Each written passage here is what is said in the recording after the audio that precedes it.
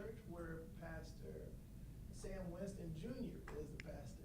I almost forget the junior every single time. We do this every third Monday of the month, and just like last time, we have some really, really cool guests. I'm going to let everybody introduce yourselves and just tell us something really cool about yourself in less than a minute. Go, what you got? Yes, my name is Brendan Crump. I am currently a student athlete at Edison State playing basketball, and I am also a business owner of a clothing brand by the name of Electronically. Okay, Mr. Crump.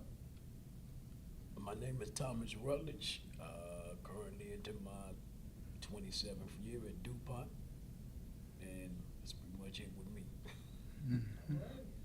My name is Wirt A. Williams III, and I'm a proud member of Mount Calvary since I was 16 years, and that's been almost 50-some years ago. And I've been married for 50 years, and through the first Samuel Winston Sr. Okay. Yeah. Yeah. Under Sam Winston Sr. Yeah. Awesome. That's what's up. Thanks, gentlemen, for hanging out with us today. We are going to jump right into it today. Topic today, how to maintain your faith, specifically in times of uncertainty, but how to maintain your faith. So I always kind of start off just defining the topic in your own terms. What does that mean? How to maintain your faith? Anyone? I mean, as far as being real with yourself and with God, Lord God, your Savior, you know. I mean, being real and not saying that you're just doing because you're saying you're doing. You can feel it what's in your heart and really mean it with everything. And if you do this, you get your rewards. It'll come back to you. You might not see it right away, but it's a beautiful thing, and it can work for you. Yeah, I can piggyback off of that a little bit. Part of maintaining my faith in these kind of times like this that we're having is pretty much I do a lot of praying. I actually do a lot of fasting, even without the fast that we're on now, to keep myself strong in my faith and keep going and being real, like Brother Worth was saying, being real with yourself, being real with people, concentrating and focusing on constantly doing the right thing. And you want to be impressive to people, but in the godly way, you understand? So that's what I try to focus on. Everything I do, I tell people all the time, from the time I wake up in the morning to the time I go to bed at night, I try to spend my entire day trying to please God. Right. And I focus on that throughout the entire day. Oh, wow. Okay. Brother Crump, what you got?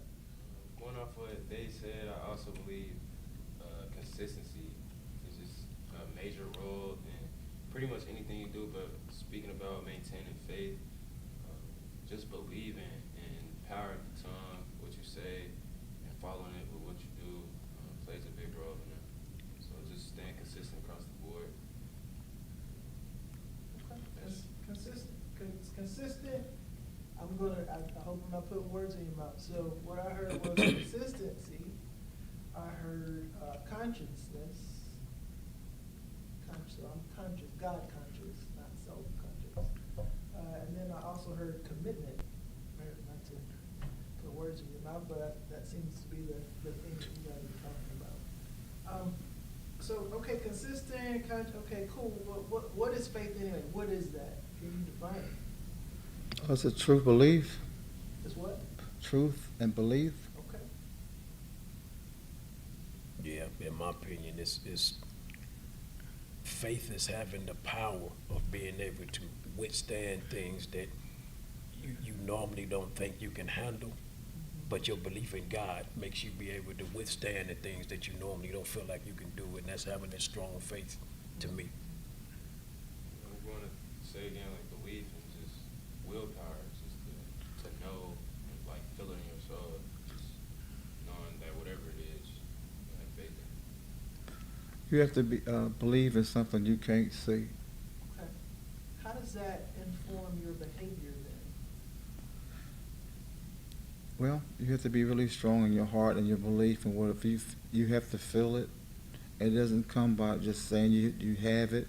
It's a feeling, and when you feel it, you know it's there. Someone else can say this and that, but you know how you feel about each and every situation that you're going to.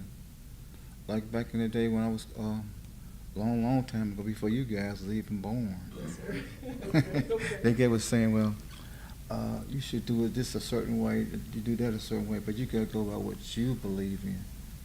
Other people might say something, but you gotta go by how you feel. You know.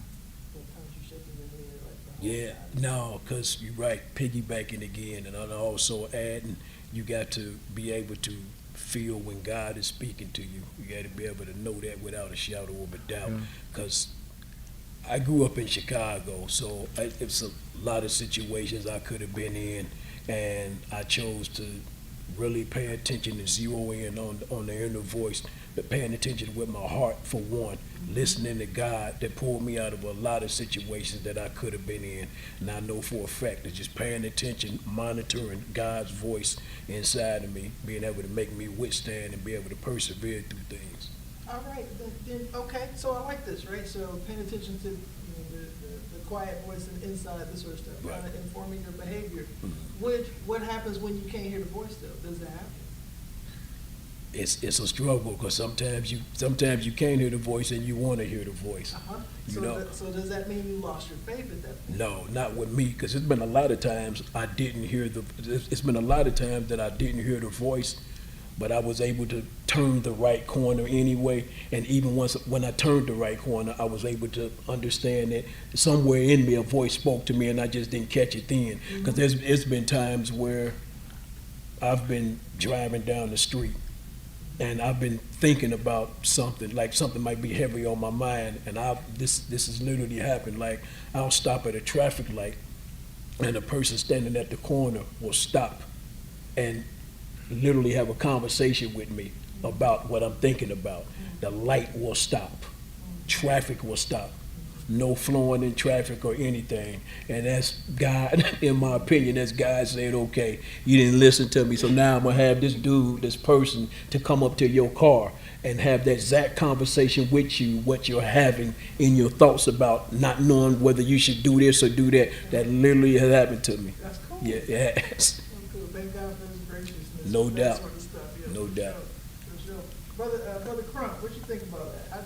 How is it possible to lose faith? What does that even mean? Lose faith. I feel like losing faith is, we talked about believing, but it also plays a role when you stop being true to yourself. And as long as you can stay true to yourself, I feel like deep down, even if you can't hear the voice, as they spoke about, you can definitely know within your soul, just off of willpower, like I said earlier, how strong a feeling might be, or how strong something that you're thinking about may be. It may reflect onto you to realize yourself. Like even if you can't hear the voice, you can come to a realization based off being true to yourself and knowing just what you really should be doing, or how you really should feel about a certain situation. Even if you don't realize it in an instant, it may take a minute, it may take days, weeks, however long it takes, but deep down within you, you have to find it, or it will find you. And you fellas ever lost your faith? Or do you know anybody who lost your faith? Yeah, I do. I've never lost my faith, but I do know people that have. What does it look like? How did that happen? Pretty much stop believing in God, and the consistent thing is why this, why that concerning God. You know, in the conversation, I just had this conversation not too long ago with somebody, as a matter of fact, that they were starting to faith was starting to decline, questioning God and stuff like that. And I was telling them, like, the thing you got to do when you start to discredit your faith in God is you have to concentrate on the things, like when you constantly saying, why me? And then you coincide that with losing your faith, you have to say things. I always tell them, like, God allowed things to happen to us to test your faith. So don't think just because bad things has happened to you, God is disowning you and is causing you to lose your faith. That's a part of strengthening your faith. When things happen to you, that's part of them obstacles, the mountains of things that you got to climb. So what you doing now, you're allowing the enemy to win. So you can't allow the enemy to win. You have to pick your faith back up and concentrate on doing the things that you need to do to please God like I do. And just watch your faith consistently grow back then. I remember one time, a couple of years ago, I would say, I was at the doctor's office, and he was telling me, he was checking me out, because I was getting my routine checkup, because my wife gonna make me do this, you know. After And some years, yeah. I have to get my checkup, you know. Yes, sir. So I got my checkup, and the doctor was checking me out. He said, "You okay?" But then he felt something up. He said, "Wait a minute, let me check this. Come back and check this out." I said, "Okay." I said, "What's wrong, doc?" He said, "Nothing. You okay?" You know. Then he came back and checked, and he let me go home and everything. Then he gave me a call. He said, "Well, Mr. Wells, I want you to go back and have some tests taken." I said, "Okay." I said, "Uh-oh, what's going on here? What's going on?" And he said, "Well, no, don't nothing to worry about, but we see a little mass in your kidney over here." I said, "Oh, wow, what's going on?" So I'm trying to do everything I'm supposed to do and everything, and I was sort of doubting myself. Well, no, God gonna lead me through this. He gonna lead me through this. And then this is a storm I'm going through. Now, this is what Pastor Winston used to tell us. The storm's gonna come, and this is it, right? This is it. This I was saying to myself. Oh, yes, sir. Yes, sir. I'm remember what he's saying. This is I'm going through it now. He said, "Well, the doctors told me, well, you got a mass right here. We're going to have to take that out, and we don't know what it could be. But the good news is, through my testing, we have found that you have this mass that has to be taken out. Your kidney has to be taken out. But once the kidney is gone, but whatever is going on is just right here in my kidney." So they took my kidney, and I had the operation and everything came out okay. But he was saying, by me taking that kidney out, it was cancerous and everything. So I said, "All right." And when he took the cancer out and the kidney, everything away, and everything was good. And I always said to myself, while waiting for this operation to come, I said, "Well, what did I do that caused me my situation where I had to lose my kidney? And I'm trying to do everything I'm supposed to do, drink right, eat right, and looking at the word right and everything, and trying to live right. But sometimes you can be tested sometimes to show that at times when you think you do everything you're supposed to do, and you're still supposed to be strong and keep the faith, because things gonna happen because obstacles come in your life that's gonna test your faith. And I really believe I was gonna be all right, and I was, and I will be. And I thank you for that. I believe a few years ago, I think it was during the pandemic, I had some issues with just like mental health and just also trying to find my purpose. I had some issues with school, and then I lost a very close friend of mine, very close childhood friend to cancer, and I really was like struggling, just trying to find my faith and figure out what it was that I don't know. I got into a deeper depression, trying to figure out like maybe I was doing something wrong, or I got to questioning, and I know you're not supposed to. That was a problem of mine a few years ago that caused me to kind of lose sight of everything and just figure out like, everything gonna be okay. Like it was hard for me at the time, and I feel like since then I have did what I needed to do to regain faith. Like I spoke about earlier, it was consistency. So I think with that, I just didn't change. As hard as it was, I didn't change, and I just had to continue to pray and look for faith within myself, listening and just trying to talk to God in the best way I could. But it was hard. So when you say it, first of all, thanks for sharing all that. That's what's up. So, you know, there's really no prep for this sort of conversation. Since I knew what the topic was going to be about, just kind of put some thoughts around it, and I'd like to get some feedback from you guys. So, cancer diagnosis, mental depression, sort of thing that was happening there, where you guys were sharing. Is there a formula for the potential loss of faith? I don't think so. Is there a formula? Is there something that could cause you to lose your faith? And if so, talk to me about that. And that's a little bit of a setup question, because there's a part in the Bible where Jesus said, "But I pray for you. I pray that your faith doesn't fail." So I'm looking for, is there something that we could be talking about that when we see these things kind of happening, like, this is trying to attack my faith, so my faith doesn't So- fail. That's what I'm asking there. What I always do, if I feel my faith is getting ready to be attacked or in the process of trying to be attacked, what I always do is, like, anything that's happening to me in that moment, always flip the glass upside down. Okay. Meaning, instead of looking at the bad thing that happened first, I look at the good first that's gonna come out of the bad thing that's happening to me. So 2019, I was diagnosed with cancer. But the things that I did to lead up to that, so I always, like, see, how can I put this? I always say to myself, whatever that's happening to me, bad, that I'm going through, I always say, God has a plan. So this, like, for instance, routine checkup.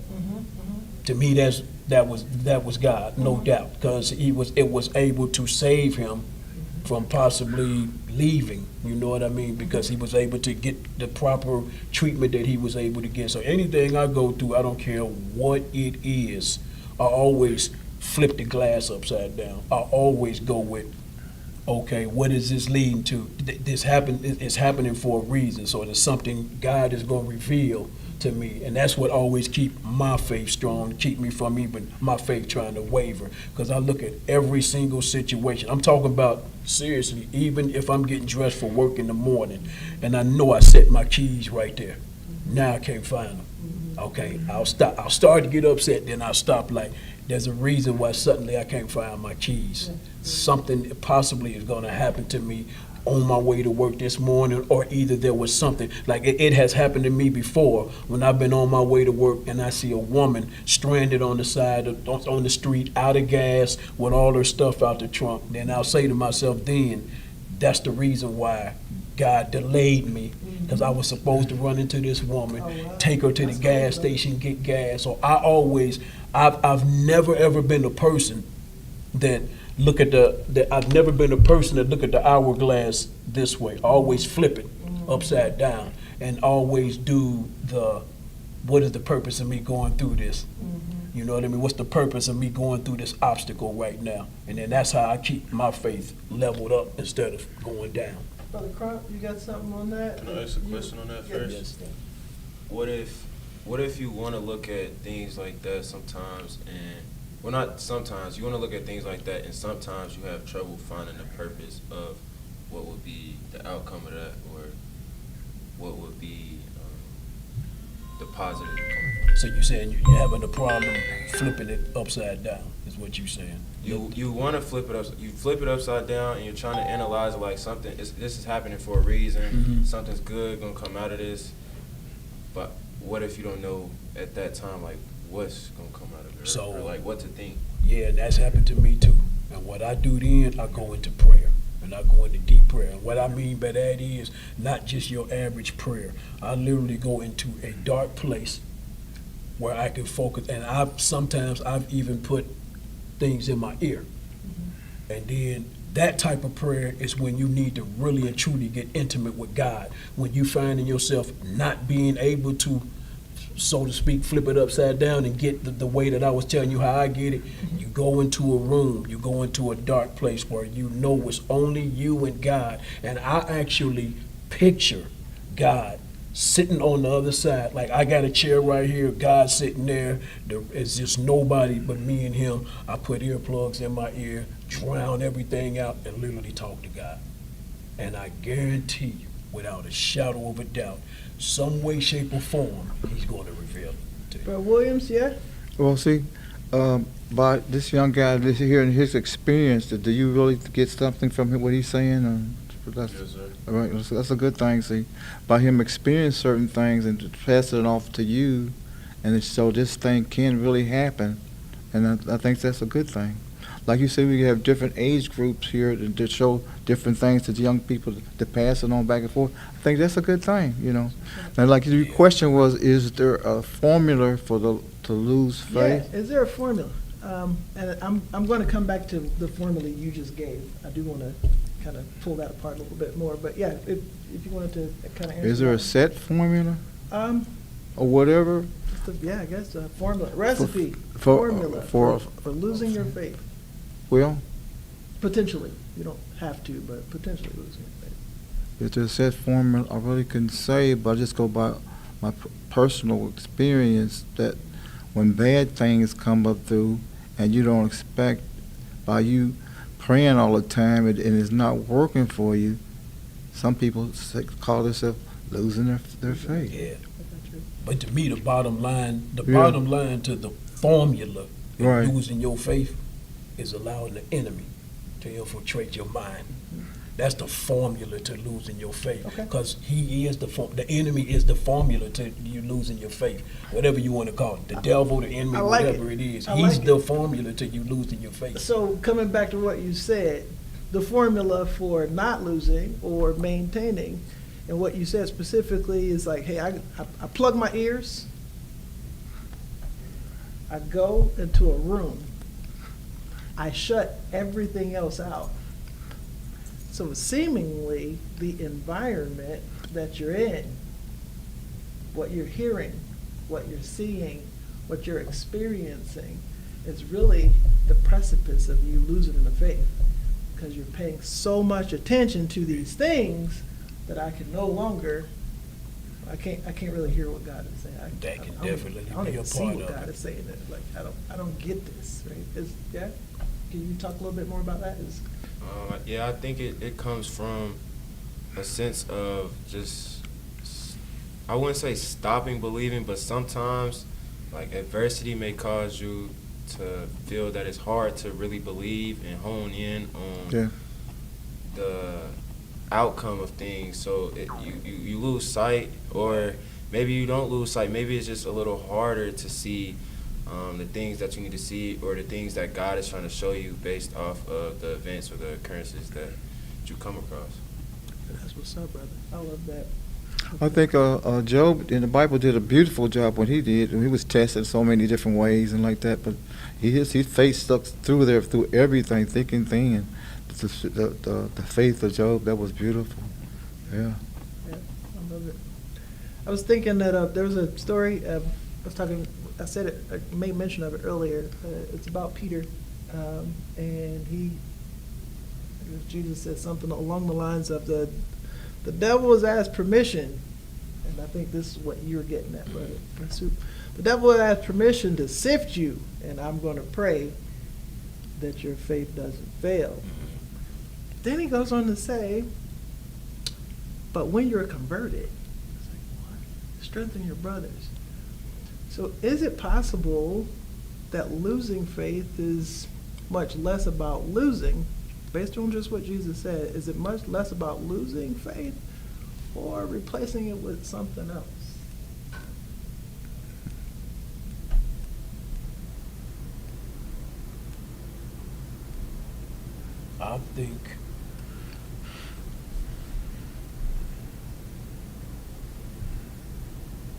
I would think it would be more about losing faith Okay. than replacing it with something else. Because to me, once you get fixed on God and operating your life based on trying to please God the best way you can, and this is just me. So it would be hard for me to replace that with something else. So it would be, to me, it would be about losing faith. Okay. You know what I mean? And just doing what you can do to keep from losing your faith, because things happen where, like, we can get so caught up in worldly things that we lose track of what we're supposed to be on earth for. Mm-hmm. And that's to do the works that God has bestowed upon us to do for Him.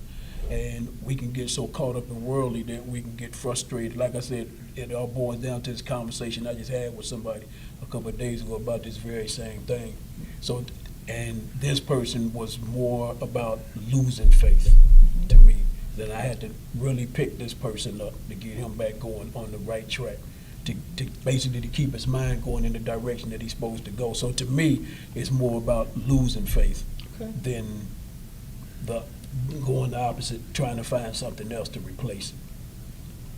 I feel like sometimes you can lose faith. I feel like you can lose faith by not realizing that you were replacing or trying to replace. Okay. Can you give me an example of that? What you mean there? It may be, you may feel like, I don't know, maybe you've been showered with success and you've got to a certain place in life, and maybe you get too comfortable and forget what got you there, your connection with God. And a lot of times, like, after that success maybe gets watered down, or maybe the success is there and you may just face adversity and forget that the same way that you got that success could be the same way, well, is the same way that you can get through that adversity. Right. Mm-hmm. And lead you through your troubles or whatever it may be.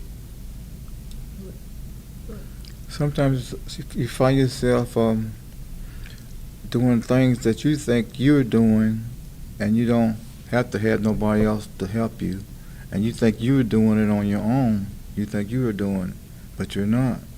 But by you saying that I'm doing this, I'm gonna try to do it, but you're not doing it. But so you think the flesh is doing it, but it's not. That's losing their faith to me. The flesh is doing it. Yeah. There's so many scriptures that are going in my head right now. It's like, by my hand have I gotten my wealth, this sort of thing. I think you're right. I think as you become more successful in some cases, or maybe you have this change in mindset, that you put a lot of, and this is why I asked it, I think you start putting more faith in yourself. Right. You're putting, Right. So it's not, Brother Stu, that you're looking for something Yeah. else. You're literally, you're just walking the opposite direction. Right. And it may be that you're finding success, at least initially. Mm-hmm. I think that's what makes it such a slippery slope. That makes sense. Yeah, because as you find success, a lot of times we will attribute these things to God. Yeah. And really, Yeah. no, it's just you deciding to do this. You're not consulting God. You don't Right. have a God conscience. Right. You have a self consciousness. Right. So I appreciate you sharing that. That's what's up. That's what's up. If we had to get some, I don't know, some bullet points that we were going to pass out in class as ways not to lose your faith, right? So you were in your 20s, 19. All right, go 19. And I already said I like your hair, but now we're doing it on live. So Appreciate it. and I'm jealous. So 19, you're talking to other 19, 20-year-olds, right?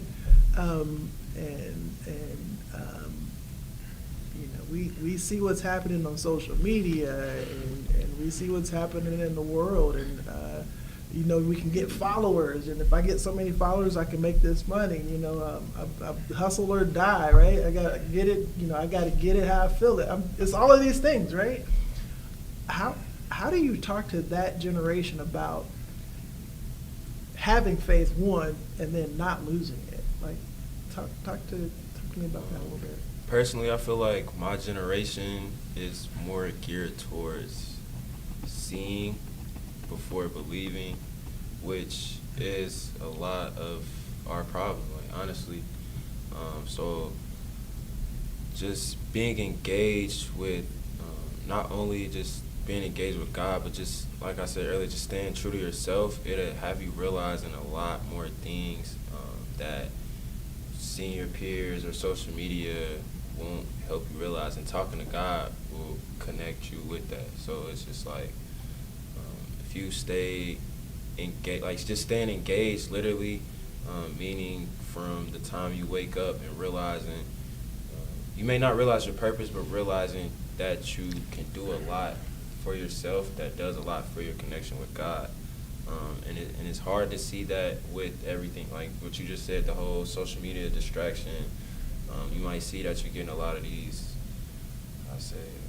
well, we spoke about success. I'm going to just use success, for example. You may see that you're getting a lot of success from the media and feel like it's you or your presence, or a lot of people feel like it's their looks or whatever it may be, but not realizing that God has this plan for you for a reason. And if you stay the course, you'll see like a lot of this is not for you. It's for you to help others, or for you to build that connection with God a little bit more stronger than what it may be. And so like a lot of my generation, I'll say, I'm not going to say doesn't believe in God, but a lot of them don't really find it necessary. Okay.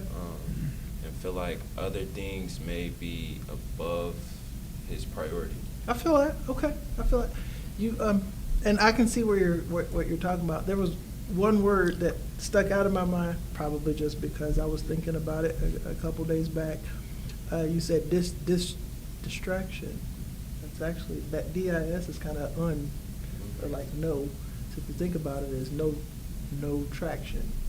And that's typically what happens in your life. You get no traction or get off track by looking at this social media stuff. So I think that puts you on a track to not have faith. So thanks for Then with the sharing last that. question, Yeah. speaking on just replacing, I feel like that comes from replacing it with your own ego or your own confidence. It may be replaced by a loss of faith, or approval from others. You may get that same feel or that same serotonin in your body that makes you happy about the approval from others, those followers, those likes, or whatever it may be, and it causes you to lose sight, or lose traction. Listen, who's putting this on? This boy need a podcast. Yeah, man, that's what I'm talking about. Yeah. Thanks for sharing that, man. That's what's up. I love it. Well, you guys want to jump in on that one? See, like I like listening to young people now because I try to get over with my granddaughter, and I was trying to. You can't throw like the old school way, like tell them to do this and do that. You got to listen to them. Okay. They want you to listen to them instead of we talking over them and tell them, listen to what they have to say. You know, so you can balance the two together, and getting close and to God. Either way, it's a process you can go through to learn these things. And I was always going at my granddaughter, just going at her like that. But so I said, why you not coming across as it? Well, granddad, they don't nobody want to listen to hear what I have to say, you know. Okay. Because so much stuff is out there now, and people seeing some stuff on social media and everything, and everything like, and they agree, and a lot of the peers they get together and say, well, they agree with one another and they'll accept that, and they'll go with that. So we have to more or less listen to what they have to say. Now, for your generation, Brother Williams, Yes. so I was asking him about his generation. Mhm. How do you get people to, some bullet points maybe as To my generation, to your generation? I believe you have to walk the walk and show, not by saying, but you do. They'll see how you live your life. That's why people tell me they see certain things in me that you don't tell them, but you have to do it and live it. Live it. Yes, sir. Well, you can have your own podcast too, just by the way. Brother Soup, what you got? How old are you, Brother Soup? I'll be 56 in a couple of So months. we're in that same little Yeah. Time span there, okay. What you got? Unc, what you got, Unc? Yeah, Hit me with the question again, sir, because these So- two guys blew it out the water. Yeah, I'm somebody sorry. in your era, right? We're giving them some bullet points, Okay. maybe is not, how not to lose their faith. You know, Now, not to Yeah. lose your faith. how not to lose it. Okay, so I do agree definitely with everything these two gentlemen said, but definitely walking the walk for sure. You have to be able to show it. Okay. You have to be able to show it too, Yeah. because like Brendan was saying, this is like a social media era now. So it's almost show and prove now, because they're seeing things now, so they're going more off of sight now. So like I have people tell me all the time, like, man, how are you able to stay so focused with your walk and everything? The two things I say all the time: I fast and I pray. That's the two things with my generation. You know what I mean? That's what I would tell them. You have to fast, you have to pray, and then you have to really fast to really get what you're trying to get out of it, not fast and just to be fasting. You have to have meaning in your fast. Just like when you're praying, you have to have meaning. You pray with your heart. You know, and when you pray, not praying just to be praying. You have to really be focused on it, because in this era, this is definitely a social media era, and it's about the likes and all of that. And it's more about seeing now, like Brendan was saying. Man, thanks for sharing that. Y'all had some really, really good insight on that. I'm going to quote it's not the Bible actually that I'm quoting. I'm gonna quote from a movie. It's the Ballad of Ricky Bobby. I don't know if you ever seen this. You know what movie I'm talking about? What is it? What movie is it? Ricky Bobby. Was he a racer? Yeah, race car driver. Yeah. Racer, What it, do you know what it is? Copy too fast. Oh man, I don't have my phone outside. Google it right now. But what he said was, he's talking to his son, and this guy is the character is just hilariously funny. But what he tells his son, he said, "Hey, if you're not first, you're last." It kind of gives this kind of connotation that if you're not winning, then you're losing. Right. I think in the environment that we are in now, That's exactly with right. social media and all these things that are really trying to talk to you, Yeah. if we aren't winning Yeah. in the faith walk, we're losing. We're going the other way. There's no standstill. You are either winning and progressing, or you're regressing. Yeah, would you guys agree with that? Yeah, I no? agree with that. Yes, maybe so. I agree. Because I tell people all the time, like, that's funny you say that, because I have conversations with people about that also, and I always say, in my opinion, like I said, when you wake up in the morning with the intentions on pleasing God, that entire day is not where you finish the race. It's not finishing first, or it's not finishing last. It's just about finishing the race. It don't make a difference if it's 450 people racing and you finish 450. If you finish the race, and at the end of that race, you done everything you needed to do that day to make God happy for you, or proud for you, or whatever the case may be, that's all that matters to me. That's what matters. I love it. I love it. Oh, man. Well, I find out if you try to do the right thing and walk the walk, you're gonna be standing alone a lot of times, and you're gonna be against the norm. Everybody else doing this and you're doing that, but if you keep on doing what you feel in your heart is right for you, you just forget about all that. All right. Any other closing remarks? Going off what you said, Yeah. I feel like it's okay to be against the norm. Like, That's it's just true. fine. love it. Cool, great. Yeah, That's I love great. it. A lot of people That's great. want to sway away from it, but I feel like it's okay, and it's also important for a lot of people, because we all are different. We all have different lives, and we all move at our own pace. So, Right. piggybacking off of what you said as well, I believe a lot of things. Well, I believe life period is a marathon instead of a race. Okay. Everybody has their own pace, their own troubles, their Way to own, go, young man. their own winnings. And Told you you need a podcast. Yes, he You does. need a podcast. just Go ahead. like, I mean, my dad used to tell me, like, if you're not getting better, then you're probably getting worse. And I also believe in that. Just trying to better yourself. Maybe it may not be in the quickest form that you want it to be, or Right. maybe it might be slower than you want it to be. But Right. as long as you're doing it, As you get long it as done. you develop. Love Yep. it, brother. I Exactly. love it.